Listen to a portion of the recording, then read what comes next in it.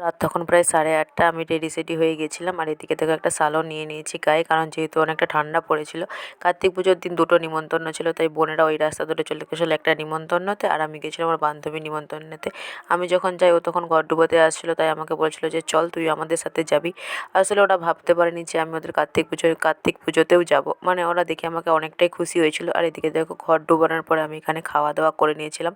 খাওয়া দাওয়ার পরে দেখো পুজোর কাছে এসেছিলাম, যে ওরা দেখো বাবা মার অনুমতি নিচ্ছে পুজোতে বসবে, তাই তারপর ওর বোনের সাথে কয়েকটা গল্প কলসুটি করে নিচ্ছিলাম, অনেক দিন পর দেখা হলো যেহেতু। আর যা সবাই জানো তো ওই বান্ধবীর বিয়েতে আমার পাড়াতেই হয়েছে। যতই পাড়াতে হোক তাও যেন বিয়ের মাধ্যমে যেন কত দূরত্বের সৃষ্টি হয়ে যায়।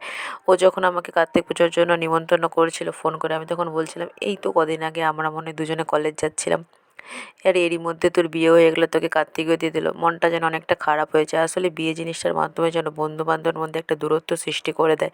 সে